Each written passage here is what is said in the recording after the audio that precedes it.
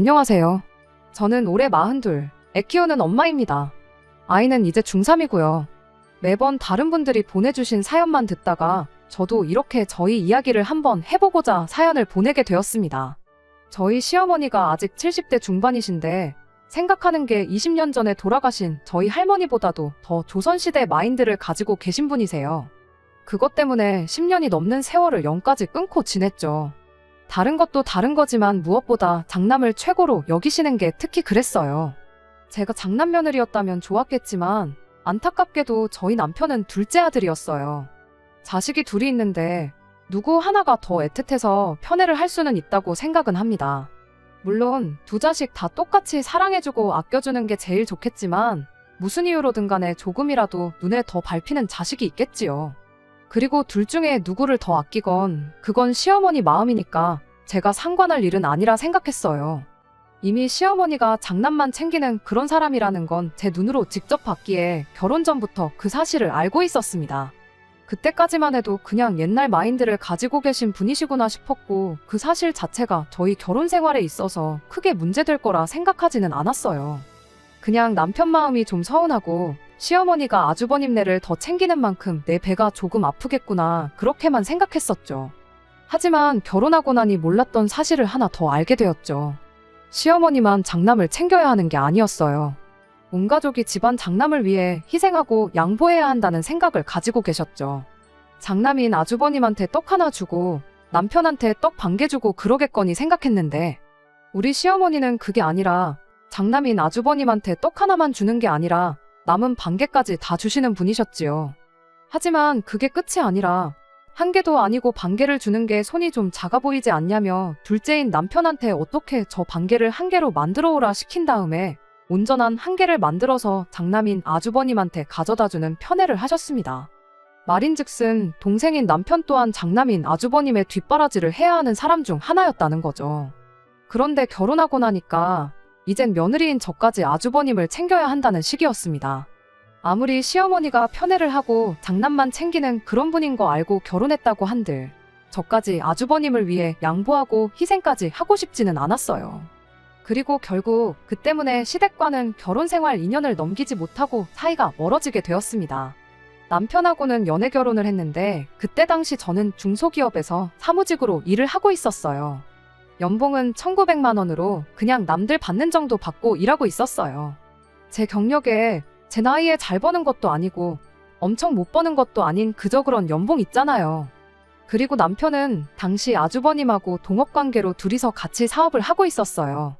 벌이는 달에 한 200에서 250 사이로 그때그때 달랐습니다. 지방이라 집값이 비쌌던 것도 아니었고 둘이 합치면 그냥 먹고 살기엔 모자라다 못해 넘칠 만큼 넉넉한 돈이었지요. 다만 결혼하면서 대출을 생각보다 더 많이 받아야 했어요. 결혼 준비를 하면서 시어머니가 이건 확실히 알고 결혼하라면서 저한테 딱 잘라 한마디 했던 게 있거든요. 당신들 죽거든 유산은 전부 장남한테 넘겨줄 생각이니 그거 탐낼 생각 하지 말라고요. 그걸로 혹시나 나중에 집안에 분란을 일으킬 생각이라면 당장 결혼할 생각부터 접으라는 식으로 말을 하셨죠. 그런데 뭐 시부모님이 어디 누구한테 물려준다고 할 만큼 대단한 재산이 있던 것도 아니었거든요. 애초에 남편하고 결혼하기로 정했던 건 남편의 사람됨됨이 때문이었지. 어머님이 뭘 갖고 있고 말고 그런 건 알지도 못했고 생각에도 없었어요. 있어도 그만, 없어도 그만인 것 같은데 별로 상관없을 것 같아서 그렇게 하겠다 했고요. 다만 시어머니가 유산만 안 주는 게 아니고 결혼하면서 저희한테 땡전 한 푼 안 보태주실 줄은 몰랐었네요. 그래서 저희 집에서도 땡전 한 푼 안 받아왔고요. 아무튼 그때서야 시어머니가 첫째랑 둘째를 대놓고 차별하는 장남만 챙기는 그런 사람이라는 걸 그때 처음 알게 되었습니다. 남편도 그제서야 시어머니가 원래 자기보단 형님을 더 아끼신다는 사실을 말해왔어요. 왜 진작에 말을 안 했었냐고 물어보니 괜히 유난스러운 시어머니인 거 알면 제가 자기랑 결혼할 생각이 달아날까봐 그랬다는데 그때는 뭐 저도 그랬지만 남편도 어렸으니 충분히 그걸 약점으로 생각하고 숨길 수 있는 문제라 생각하고 그냥 쿨하게 넘어갔어요. 대신 나한테 앞으로 그 어떤 것도 숨겨서는 안 된다고 부부 사이에는 신뢰가 가장 중요하다는 걸 항상 염두해 줬으면 좋겠다 그렇게 한마디 해주고 결혼하기 앞서서 나한테 숨기는 거 하나 있었던 것만큼 앞으로 나한테 잘해달라 그렇게 말하고 넘어갔지요. 그런데 시어머니가 그냥 장남만 편애하는 정도가 아니라 온 가족이 전부 나서서 장남한테 몰아주고 퍼줘야 한다고 생각하는 사람이라는 걸 결혼하고 나서야 알게 되었을 땐 조금 충격적이었네요. 다만 남편이 저한테 그 사실을 숨겼다고까지 생각하지는 않았어요. 그냥 여지껏 평생을 그렇게 살아왔으니 그게 남편 입장에서는 당연한 편애라고 생각했던 게 아닐까 싶었거든요. 대신에 이젠 결혼한 만큼 남편까지 나서서 아주버님한테 퍼주는 건 못하게 해야겠다 하는 생각이었습니다. 아무튼 그렇게 저희는 결혼을 했고 반년 정도 지나서 아이를 갖게 되었어요. 갚을 대출이 많았던 만큼 애시당초 계획했던 것보다 훨씬 일찍 찾아온 아이였지만 다른 생각하지 않고 최선을 다해서 키울 생각이었습니다. 그리고 당연히 온 가족이 저희들한테 아이가 생겼다는 사실을 축하해줄 줄 알았어요. 그런데 그게 아니었죠. 원래도 시어머니가 저한테 엄청 살갑게 대해주고 챙겨주고 하는 분은 아니었어요. 그런데 저희가 아이가 생겼다는 사실을 알고 난 뒤부터는 오히려 유독 저한테 짜증도 많아지고 조금 막 대한다는 느낌이 들 정도로 유난을 떠셨죠. 시부모님한테 손주 안겨드린다고 갑자기 장남에 대한 사랑이 저희한테 옮겨올 거라고는 기대조차도 하지 않았지만 축하한다는 말은 못해줄 망정 오히려 평소보다 더 저를 긁어대는 시어머니가 도무지 이해가 가질 않았습니다. 그런데 알고 보니까 그게 다 사랑에 맞지 않는 장남 아주버님 때문에 그랬던 것이었다는 걸 알게 되었어요. 선수를 빼앗긴 우리 장남 기분이 얼마나 섭섭하겠냐며 니들은 그런 것도 생각 안 하고 결혼했다고 덜컥 애부터 가질 수가 있느냐고 짜증을 내는데 어이없는 시어머니 반응에 저 또한 얼척이 없어서 뭐라고 대답을 해야 하나 싶더라고요. 아주버님은 저희보다 2년 먼저 결혼을 했어요. 저희는 시댁에서 1,000원 한 장은커녕 땡전 한 푼 안 받고 결혼했지만 아주버님네는 시댁 지원 있는 대로 몰빵 받아 결혼했던 건 말 안 해도 다들 눈치채셨을 거예요. 아무튼 아주버님네 결혼하면서 이미 진작부터 시어머니가 애 보는 건 당신이 다 해줄 테니 다른 거 생각 말고 하루빨리 대르리을 아들 손주 낳아오라고 난리도 아니었었나 봐요. 그런데 아주버님네가 결혼하고부터 제가 아이를 가졌다는 소식을 듣게 된 2년 반이 넘는 시간 동안 아무런 소식이 없던 상황이었던 거죠. 아주버님도 형님도 아이 갖겠다고 엄청 노력은 했던 것 같아 보였고 시어머니도 어디 용한 데 가서 한약도 지어오고 지극정성도 아니었나 본데 말인즉슨 그렇게 노력하는 상황에 제가 덜컥 아이를 가졌으니 시어머니 입장에서는 아주버님네가 새치기 당한 기분, 추월당한 기분이 들지 않겠냐는 겁니다. 눈치 없게 애부터 가질 수가 있느냐는 소리가 바로 그 때문에 나온 말이었고요. 저기네는 몇 년을 노력해도 안 되는데 너네는 나중에 갖는다는 말만큼 아무 노력도 안 했는데 애가 생겨버린 꼴이 아니냐 그 이야기를 들은 첫째네가 얼마나 서운하겠냐고요. 장남 편애하고 그런 건 내가 알 바 아니다 생각하고 살았는데 이미 생겨버린 아이를 가지고 새치기네 어쩌네 그런 이야기까지 들으니 솔직히 엄청 짜증났어요. 물론 저희가 원래 몇 년 더 맞벌이 생활 유지하다가 아이를 가질 계획이었던 건 사실이지만 왜 자꾸 이미 생겨버린 아이를 두고 저보고 어쩌라고 저런 소리를 해대시는 건지 말 맞다나 아주버님네 섭섭하다고 아이를 지울 수도 없는 노릇 아니겠나요? 그런데도 자꾸 아이가 생긴 걸 두고 제가 잘못했다고 따지고드니 어이가 없어서 말도 안 나오더라고요. 더 어이가 없던 건 그 이후였어요. 원래는 맞벌이 생활을 유지하면서 돈을 모을 만큼 모으다가 아이를 가질 계획이었던 만큼 출산하기 직전까지 최대한 회사에 출근해서 월급 받을 만큼 받고 그러고 그만둘 생각이었거든요. 회사에서도 당장 저만한 직원 구하기 힘들다고 남아줬으면 하는 분위기였고요. 그런데 제가 입덧이 너무 심해가지고 더 이상 출근을 하는 게 불가능한 상황이었어요. 특히나 회사 사무실이 있던 건물 1층이 전부 음식점이라 시도 때도 가리지 않고 사무실로 올라오는 음식 냄새를 제가 도저히 견딜 수가 없었거든요. 날이 갈수록 심해지는 입덧에 결국 다른 방법이 없어서 회사를 일찍 그만두게 되었습니다. 회사 그만두면서 시어머니가 얼마나 대단한 애를 가졌길래 배도 다 안 불렀는데 회사부터 관두느냐. 내 아들 외벌이 하는 꼴은 보고 싶지 않으니 유난 떨지 말고 출근해라. 그런 잔소리를 들을까봐 걱정이었는데 아주버님하고 연관된 거 아니면 딱히 잔소리를 하지 않던 사람이었다 보니 예상외로 제가 회사를 그만둔 걸 가지고는 별다른 말 한마디 없었습니다. 그런데 정말 몇 주도 안 지나서 회사를 괜히 그만뒀구나. 후회가 몰려들어오기 시작했어요. 입덧이 너무 심해서 이거 집에서도 견딜 수나 있겠나 싶었는데 막상 회사를 그만두고 나오니 몇 주 안 지나서 언제 그랬냐는 듯 입덧이 사라졌거든요. 이럴 줄 알았으면 몇 주 고생하고 말 걸 그랬나 싶었어요. 집안일이라고 해봐야 집이 얼마나 넓은 것도 아니고 그나마도 집안일이라고 할 만한 건 남편이 애가 졌는데 무슨 집안일이냐며 그런 거 하지 말고 태교에만 신경 쓰라고 퇴근하고 집에 돌아오기가 무섭게 자기가 할 수 있는 집안일이란 집안일은 싹 다 해놓고 그랬거든요.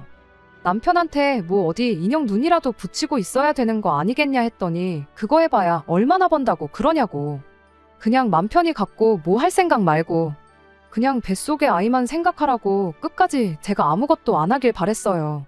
그러던 중 형님의 임신 소식을 듣게 되었습니다. 끝내 그 집에도 아이가 생기게 되었던 거예요. 당연한 이야기겠지만 제가 임신했을 때랑은 다르게 아주 집안에 경사가 났다고 난리가 아니었습니다. 당장의 시어머니는 근처 살고 계시는 친지분들 전부 다 불러내서 집안 잔치를 열었어요. 그때 저도 불려가서 음식 준비하는 걸 도와야 했어요. 음식하는 거 도와주러 왔다고 친척분들 사이를 삐집고 들어가니 거기 계신 분들이 저 인간은 배가 저렇게 부른 며느리를 일을 시키려고 그러냐고 하면서 그냥 가만히 있으라 하고 저를 많이 배려해 주셨어요. 물론 아무것도 안 한 건 아니고 이것저것 보조를 해주고 그랬죠. 귀한 장손을 낳아줄 형님은 손 하나 까딱 안 하고 가만히 있었고요. 남편하고 아주버님은 일 마치고 퇴근하고 나서야 시댁에 도착했는데 남편이 제가 일하고 있는 걸 보고는 너가 왜 일을 하고 있냐며 아주 노발대발 난리도 아니었습니다.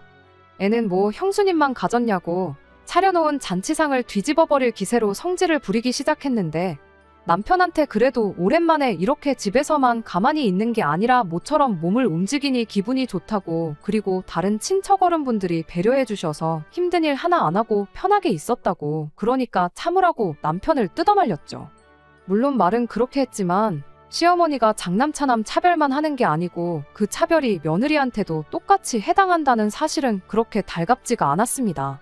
잔뜩 열이 받아 있던 남편을 뜯어말렸는데도 불구하고 그날 잔치가 마무리가 되어갈 때쯤 결국 남편이 시어머니한테 평생 안 보고 살 테니 그렇게 아시라고 폭발해버리는 사건이 일어나게 되었습니다.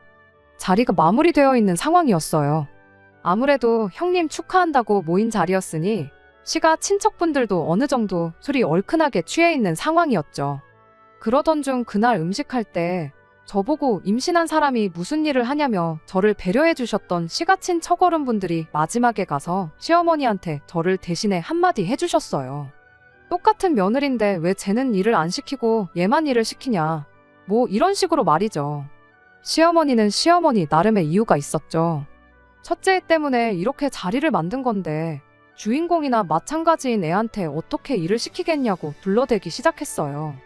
말은 둘 다 똑같은 며느리라고 하고 있지만 실상은 저랑 형님을 두고도 대놓고 차별을 하셨었죠. 하지만 시어른분들이 속속들이 그런 사정을 알고 있는 건 아니다 보니 시어머니의 변명에 어느 정도 납득하고는 분위기였습니다. 저도 괜히 사실은 차별하잖아요 해서 일을 키울 필요까지는 없겠다 싶어서 가만히 있었어요. 그런데 평소에도 시어머니랑 사이가 조금 안 좋은 작은어머님이 어머님더러 둘 다 똑같은 며느리면 둘 다 똑같이 일을 안 시켰어야 하는 거 아니냐고 말꼬리를 잡고 늘어지기 시작했습니다. 애초에 저희 시댁이 장남을 최고로 여기는 집안 분위기가 있어요. 그래서 시어머니가 아주버님만 아꼈던 거고요.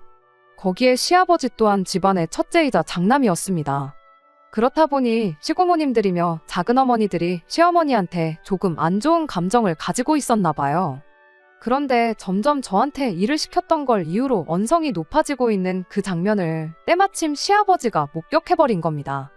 아버님은 또 어머님이라면 꿈뻑 죽는 분이셔서 대번에 좋은 날에 이게 무슨 소란이냐고 니들은 위아래도 없냐며 언성을 높이기 시작했죠. 상황이 어쨌든 간에 좋은 일로 모인 자리인데 분위기가 갑자기 이상해지고 그 상황의 중심에 제가 있다는 게 굉장히 불편했습니다.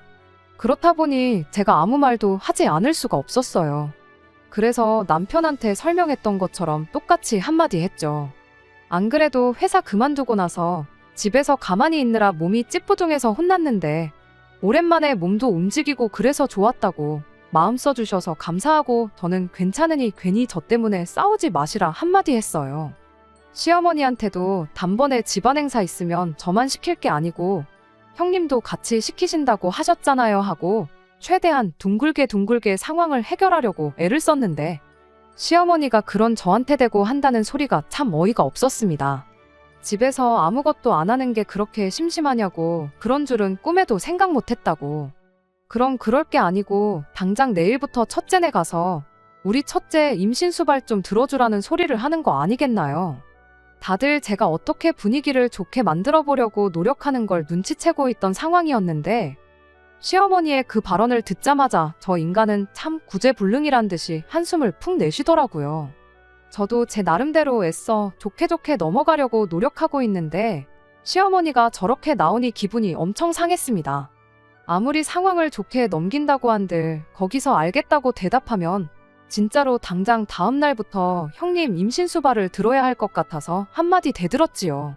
그건 좀 아닌 것 같다고. 저도 똑같이 임신했고 남편 말고 그 누구 하나 저를 도와준 사람이 없는데 왜 내가 형님 임신수발을 들어야 하냐고요. 그랬더니 시어머니가 한다는 소리가 네가 방금 네 입으로 집에서 심심하다고 그러지 않았느냐고. 니도 임신 초기에 힘들어 죽겠다고 다니던 회사 그만뒀던 거 아니냐. 그걸 누구보다 잘하는 애가 마음 씀씀이가 그래서 어떡하냐 하면서 할 게 없다고 징징댈 게 아니고 그냥 시키는 대로 당장 내일부터 아주버님 댁으로 출근을 하라는 겁니다. 혹시나 애 잘못되면 네가 책임질 거냐면서요. 그리고 한마디 더 한다는 게 네 배는 부를 만큼 부르지 않았냐고. 그만큼 불렀으면 웬만해선 애도 안 떨어진다고. 엄살 부리지 말고 시어머니가 시키면 냉큼 내 하고 시키는 대로 하면 되는 건데 뭐 이렇게 혓바닥이 기냐고 저한테 뭐라 하는 거 아니겠나요. 그 와중 그 상황을 지켜보고 있던 남편이 결국엔 폭발해버린 거예요. 어머니한테는 형님만 자식이고 형수님만 며느리냐고 하면서 그렇게 나오시면 자기도 생각이 다 있다더니 앞으로 자기는 없는 자식인 셈 치라는 겁니다. 연 끊고 살겠다는 소리를 그것도 시가친척분들 전부 다 모인 자리에서 뱉어내버린 거예요. 시어머니는 대번에 자식 새끼 키워봐야 아무 소용없다며 난리법석을 떠셨고 시아버지 또한 너는 가족들 다 있는 데서 쪽팔린 줄도 모르냐고 남편한테 호통을 치셨죠.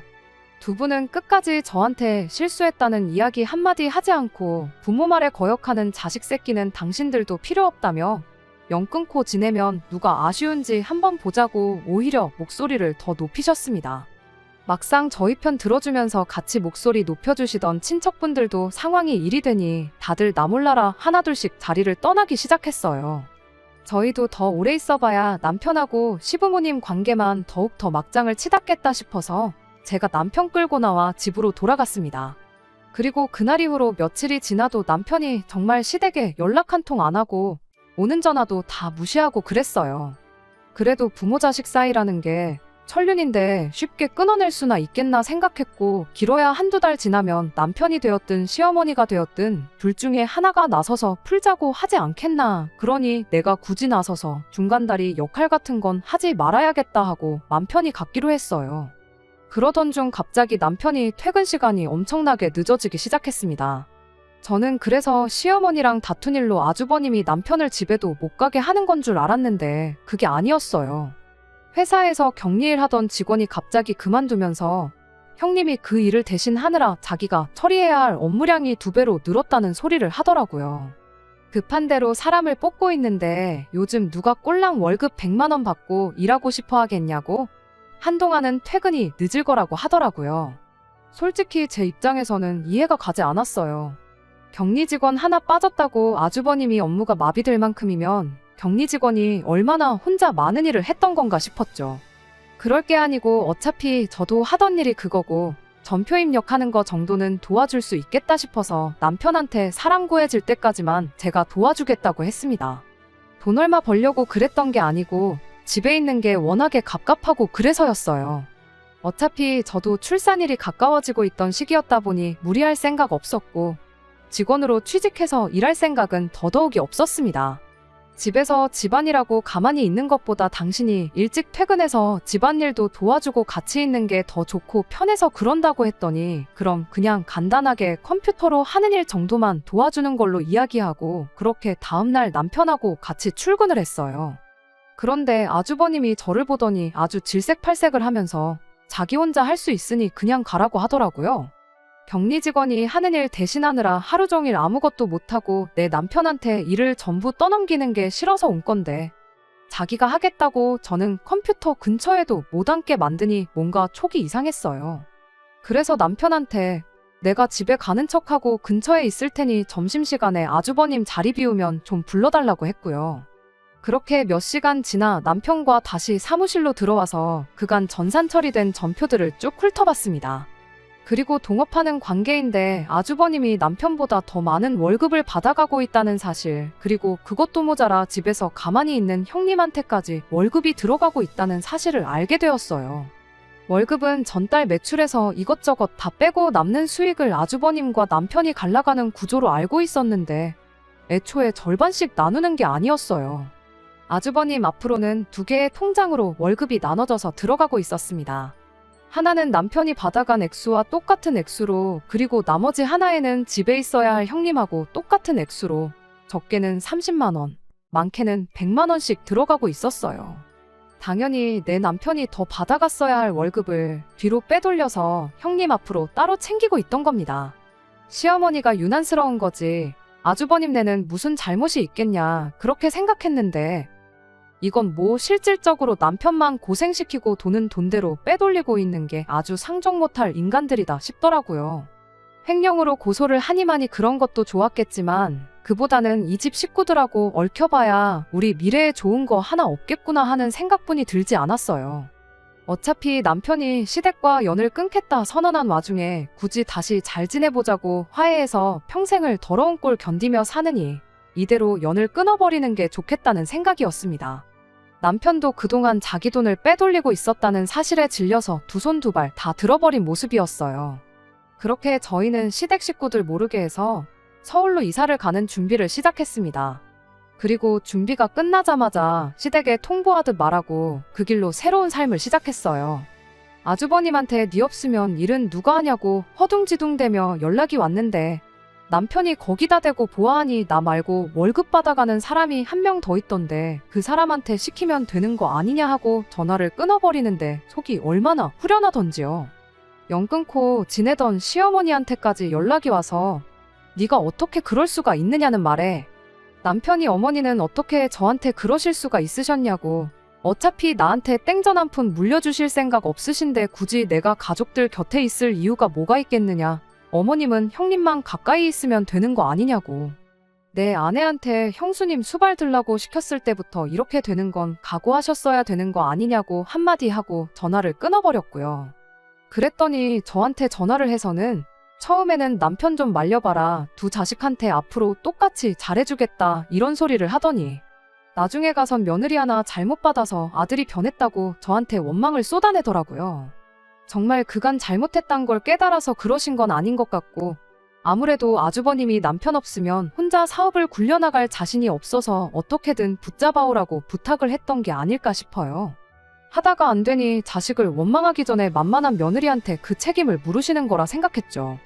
오히려 계속 사과하고 살려달라고 비는 거 보고 마음이 약해지면 어떠나 싶어서 걱정했는데 알아서 그렇게 남은 정마저 떼주니 감사할 지경이었어요. 그렇게 저희는 서울에서 새로운 삶을 시작했습니다. 아이 태어나고 나서는 친정 부모님이 올라오셔서 저희 집에서 지내면서 아이를 대신 돌봐주셨어요. 그리고 저희는 남편의 경력을 살려서 창업을 하게 되었고 죽어라고 고생해서 결국 오늘날 여기까지 오게 되었습니다. 그렇게 올해 초에 대출이 절반에 가깝지만 저희도 학군 좋다고 소문난 동네에 이사를 오게 되었습니다. 이제 고등학교 들어가는 딸아이한테 더 좋은 교육의 기회를 주고자 정한 이사였고 갚을 대출이 있는 만큼 초심을 잃지 않고 더 열심히 살지 않을까 싶어서 정한 결정이었어요. 그러던 중 그렇게 거의 15년 세월을 연락 한 통 없이 지내던 시어머니와 다시 연락이 닿게 되었습니다. 지난 세월을 살아오면서 시댁하고는 딱 한 번 왕래가 있었습니다. 저희가 서울 생활을 시작하고 3년이 지나서였는데 그때가 시아버지가 돌아가셨을 때였지요. 정정하던 분이셨는데 5년 만에 갑자기 그렇게 돌아가실 줄은 몰랐어요. 시댁을 떠나오면서 저희 연락처를 알려준 적이 없었고 시댁에서도 저희를 장례식에 부를 생각이 없었는데 어떻게 남편의 고향 친구들이 나서서 남편을 수소문해 아버님의 소식을 전해줬던 겁니다. 사실 그때는 남편이 많이 힘들어 보였어요. 암만 평생을 두고 아주버님과 차별을 했다고 한들 남편한테는 하나밖에 없는 아버지잖아요. 차별받는 순간에나마 남편한테는 분명히 아버님과의 좋은 추억이 있을 텐데 그런데 그렇게 건강이 나빠지시고 돌아가시기 직전까지도 남편은 그런 상황을 하나도 모르고 지냈다는 게 자식으로서 정말 몹쓸 짓을 했다고 여기고 살았습니다. 시어머니도 아주버님네도 장례식에 찾아온 저희를 보고는 니들이 여기가 어디라고 찾아왔냐고 아주 난리도 아니었어요. 그날 친척분에게 그간의 일을 간략하게 들었는데 남편이 그렇게 떠나고 나서 아주버님 사업이 휘청이기 시작했다는 겁니다. 그도 그럴 게 격리 직원이 빠진 자리를 아주버님이 메꾸고 있는 상황이었는데 실질적으로 모든 일을 도맡아 하던 남편이 나가버렸으니 아주버님은 손이 10개라도 부족한 상황이었던 거예요. 급한 대로 직원을 3명을 뽑았는데 막상 3명이 하는 일이 남편 혼자 하는 것만 못했다는 거죠. 물론 그중 1명은 격리 직원이었겠지만 아무튼 인건비는 인건비대로 나가는데 일은 풀리지가 않지. 인건비로 빠지는 만큼 아주버님 벌이가 줄어들게 되었고 당연히 뒤로 빼돌리던 형님 돈도 더 이상 챙겨줄 수 없는 상황이 된 거지. 결국엔 인건비 좀 아껴보겠다고 직원들을 자르고 아버님이 일을 도와주게 되었는데 아버님이 연세가 몇인데 그 강도 높은 노동을 견디실 수 있었겠나요? 그렇게 건강 잃고 그러다가 사업은 사업대로 안 좋아지고 아버님은 아버님대로 병을 얻고 돌아가시게 된 거였어요. 남편 책임이 아예 없다고 할 수는 없는 노릇이었다 보니 그 이야기 듣고 한동안 남편이 엄청 마음고생을 했습니다. 말로는 저희 친정부모님을 부모님으로 생각하고 살겠다고 했지만 가장 가까이서 남편을 보는 제가 봐도 부모님과 사이가 틀어진 것에 대해 후회가 남아있는 느낌을 지울 수가 없었죠. 그렇게 또다시 시댁 식구들과는 연락 없이 지내면서 또 10년의 세월을 보내게 되었는데 그런데 올해 초에 시어머니한테서 갑작스러운 연락을 받게 되었던 거죠. 연락처는 진작에 알고 계셨어요. 아버님 그렇게 되셨을 때 적어도 이런 식으로 갑작스런 소식은 듣게 하지 말아야겠다 싶어서 제가 아주버님한테 제 연락처를 슬쩍 건네주고 왔었거든요. 그 후로 연락을 주거니 받거니 했던 적은 없었지만 그때까지는 그저 무소식이 희소식이라고 생각하고 살았는데 아주버님네가 아니라 시어머니한테서 직접 연락을 받게 될 줄은 생각도 못하고 있었어요. 심지어 시어머니가 다짜고짜 서울에 와 있다며 좀 보자는 말을 해오는데 더더욱이 놀랄 수밖에 없었습니다. 직원들한테 잠깐 나갔다 와야겠다 말하고 후다닥 남편하고 어머님이 계시다는 곳으로 향했어요. 무슨 일로 갑자기 그것도 서울까지 와서 연락을 다 하시나 싶었는데 시어머니가 꼴이 말이 아니시더라고요. 아버님 돌아가셨을 때만 해도 저희가 떠나올 때 그 모습 그대로셨는데 못 알아볼 만큼 살도 많이 빠지신 상태였어요. 시어머니는 저희를 보자마자 눈물을 쏟아내며 잘못했다고 사과를 해오셨습니다.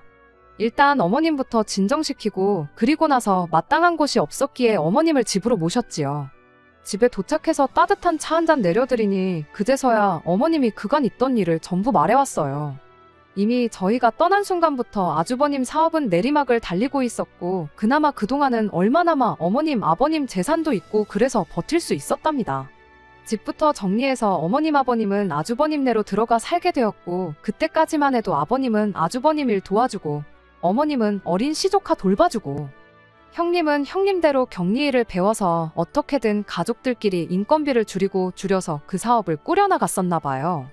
그러던 중 아주버님네 둘째 아이가 태어나게 되었고 어떻게든 가족들이 똘똘 뭉쳐 버티고 버텨왔다는데 아버님이 병원 신세를 지면서 직원은 직원대로 또 구해야 했고 상황이 도무지 나아지지가 않았다고 합니다.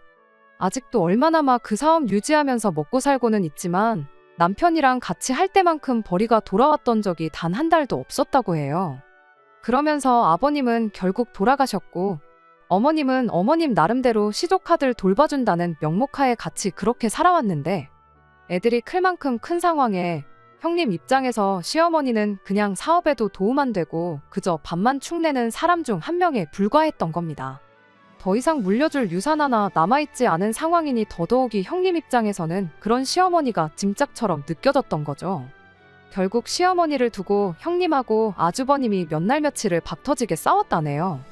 시어머니가 그걸 견디다 못해 내가 나가서 살면 되겠느냐 한마디 하고 집을 나온 거고 무작정 서울로 올라와서 저희한테 연락을 했던 거였죠. 그러면서 저희한테 지난 날을 전부 사과하더라고요. 당신이 두 자식을 두고 똑같이 사랑을 주고 키웠더라면 이렇게 집안꼴이 박살날 일도 없었을 테고 너희한테 이렇게 자존심 굽혀가며 찾아올 일도 없었겠지 않느냐고요. 이제 와서 후회한들 아무 소용없는 거 알지만 사람 하나 살려주는 셈 치고 당신 좀 어떻게 해줄 수 없냐시는데 한마디로 이제 아주버님네서 있기는 글렀으니 당신 좀 모셔달라고 하는 소리나 마찬가지였어요. 아이가 크는 동안 친정부모님이 저희 집에서 같이 지내셨는데 저희도 아이가 어느 정도 크고 나서는 친정부모님이 고향집으로 다시 내려가신 상황이었거든요. 방 하나가 그대로 비어있는 상황이었다 보니 솔직히 모신다면 못 모실 것도 없었어요. 세월이 지난 만큼 그때의 감정이 옅어진 건지 저 또한 그때 그렇게 미웠던 시어머니가 저렇게까지 나오니 마음이 약해지더라고요. 그렇게 꼬장꼬장한 분이셨는데 살도 많이 빠지고 약해진 모습을 보니 마음이 더 그랬고요. 애야 어느 정도 컸으니 애를 돌봐주실 필요까진 없지만 청소도 빨래도 다 해주고 니네 둘이 뭐라던 쥐 죽은 듯이 조용히 살겠다시며 어떻게든 눈비 피하고 지낼 방 한 칸만 비워주면 안 되겠냐고까지 하시는데 하지만 끝내 저는 결정을 내리지 못했습니다. 이게 친정어머니가 그러시는 상황이었다면 제가 이렇게 하자 저렇게 하자 말이라도 꺼냈겠지만 시어머니시잖아요. 그만큼 남편이 결정을 내렸으면 싶었어요. 일단 어머님이 하루 지내실 수 있게 방을 마련해드리고 자세한 건 남편과 상의를 하기로 했어요. 남편 또한 쉽사리 결정을 내리지 못하고 하루 종일 똥 씹은 표정만 하고 있었습니다. 아무래도 아버님 때의 일을 생각하면 남편 마음은 시댁과 다시 연락을 하고 지내고 싶어하는 것 같아 보였어요. 그런데 또 어머님을 이렇게 모시다니 저한테 어떻게 말을 꺼내야 하는지부터 혼란스러운 얼굴 표정이었습니다. 그래서 남편한테는 그냥 우리가 모시고 살자는 말 대신 당신이 무슨 결정을 내리던 나는 당신 뜻을 따르겠다고만 한마디 건네줬죠. 그 순간 남편이 두 눈에 눈물을 쏟으며 고맙다고 당신하고 결혼한 게 정말 다행이라며 지금껏 그래왔지만 앞으로도 저랑 우리 딸아이를 위해 더 열심히 살겠다고 다짐을 하더라고요. 시어머니가 그걸 밖에서 듣고 계셨는지 방문을 열고 들어와서 저희랑 같이 대성통곡을 하면서 그동안 미안했다고 진짜 효자를 몰라보고 당신이 애먼 자식한테만 사랑을 줬다며 아주 그날 저녁은 눈물바다를 이루었어요. 그냥 우리 딸아이만 영문도 모른 채 그동안 없다 생각하고 지냈던 친할머니를 얻게 되었죠. 그런데 그렇게 극적으로 화해하고 저희 가족의 일원이 된 시어머니는 저희 집에서 단 일주일을 지내지 못하고 다시 아주버님한테로 보내지게 되었습니다. 약속한 대로 시어머니가 집안일 청소 빨래 같은 걸 안 해서 쫓아낸 건 아니에요. 학교 마치고 집에 돌아온 우리 딸아이한테 할머니 먹게 라면 좀 하나 끓여와 보라고 했던 것도 매번 가스불만 쓰시다가 인덕션을 쓰시려니 어떻게 하는지 몰라서 부탁하신 거라 그렇게 생각하고 넘어가려고 했었죠. 시어머니가 일주일 정도 계시다가 다시 아주버님 댁으로 내려가게 되었어요. 당신 옷가지며 그나마 남아있는 폐물이며 그런 거 가지고 오셔야겠다고 하면서요. 조심히 다녀오시라고 KTX도 끊어드리고 다시 올라오실 때 짐이 많으실 수도 있으니 그때 맞춰서 역에서부터 짐을 같이 가져다줄 승합차랑 기사님도 한 분 수배해 놓았죠. 그렇게 아침에 시어머니를 역에 모셔다 드렸고 그 길로 출근한 뒤 집에 돌아와 어머님 오시는 걸 기다리고 있었어요. 그리고 저녁 8시쯤 해서 어머님이 도착을 하셨는데 초인종 소리에 현관문을 열어드렸더니 시어머니 혼자만 온 게 아니고 양옆에 처음 보는 애들 둘을 데리고 왔더라고요. 순간 이게 무슨 상황인가 싶었어요. 시어머니가 대번에 애들 등을 떠밀면서 작은엄마랑 작은아빠한테 인사를 하라고 하더니 당당히 집 안으로 애들을 데리고 들어오시는 겁니다. 남편이 대번에 어머님 붙들고 방으로 모셔가서는 이게 무슨 상황이냐고 물었어요. 아주버님네하고 돌아선 건 돌아선 거지만 저 애들은 당신이 아기 때부터 키운 당신 자식들이나 다름없다는 말도 안 되는 소리를 하시며 듣자 하니 여기 동네가 애들 공부하기 좋은 동네라고 들었다고 이런 데서 공부해야 애들끼리 인맥도 생기고 학구열도 높아서 공부는 공부대로 열심히 한다고 하는데 얘들도 여기서 같이 좀 지내면 안 되겠냐는 겁니다. 대학 갈 때까지만 지내면 되는 거니까 첫째는 4년만 지내면 되고 둘째는 6년만 지내면 되는 거니 어려운 부탁 아니지 않냐면서요. 남편이 그게 무슨 말도 안 되는 소리냐고 대번에 대꾸를 했는데 어머님이 하시는 말이 니네 집도 이렇게 비싼 데서 살 정도면 돈도 어느 정도 번다는 소리 아니냐고. 애들이 먹어봐야 얼마나 먹겠냐며 다른 건 몰라도 두 시조카 뒷바라지는 당신이 알아서 챙길 테니 걱정을 하덜 말라고 능청스럽게 한마디 하시더라고요. 그래도 장손인데 이 할머니가 마지막으로 얘들한테 해줄 수 있는 게 교육의 기회를 주는 거 아니겠냐고. 그런 지방 동네에서 공부해봐야 서울에 있는 학교 문턱이나 밟겠냐. 이왕 모시고 살기로 한 거 여기까지만 더 부탁하겠다는 소리를 하시더라고요. 바로 전날 눈물 콧물 쏟으며 대성통곡하던 시어머니는 온데간데 없었고 살이 조금 빠지셨다 뿐이지 지난 세월 장남하고 둘째 대놓고 차별하고 편애하던 막무가내 시어머니로 돌아와 계셨어요. 남편은 이럴 수는 없다며 그 길로 싸들고 온 짐이고 뭐고 전부 가져나가 자기 차에 싣고는 시조카들하고 어머님을 데리고 바로 시댁으로 출발했습니다. 당신이 거길 왜 다시 가냐고 버텼지만 시어머니가 남편임을 당해낼 수가 없었지요. 아무 잘못도 없는 애들한테는 그런 꼴 보여서 미안하지만 안 되는 건 안 되는 거다 단호하게 말해주고 그 길로 다시 시댁으로 향했습니다. 시어머니가 달리는 차 안에서 뛰어내리겠다 아주 난리도 아니었어요. 정작 실행에는 옮기지 못하셨지만 아무튼 그렇게 시댁에 도착하자마자 어머님 짐가방이며 뭐며 그 길로 아주버님 댁에 내려놓고는 어머님한테 끝까지 이렇게 자식을 배신하실 수가 있냐며 연락해도 안 받을 거고 찾아오셔도 보러 가지 않을 테니 이왕 지난 세월 연 끊고 지내던 거 평생 하지 말자 한마디 하고는 다시 차를 돌려 집으로 돌아왔습니다. 딸아이도 그렇고 저도 그렇고 이게 다 무슨 일인가 싶었죠. 며칠 지나서 왜 이런 일이 생긴 건지 알게 되었는데 애초에 시어머니가 집에서 쫓겨난 게 아니었고 살도 그냥 세월이 지나면서 자연스럽게 빠지셨던 거였어요. 남편한테 아버님 돌아가셨다는 소식을 전해줬다는 고향 친구가 아주버님하고도 어느 정도 친분이 있는 사이였거든요. 그리고 저희가 올 초에 이사했다는 소식을 그 친구가 알게 되었고 그 이야기를 결국엔 아주버님까지 알게 되었던 겁니다.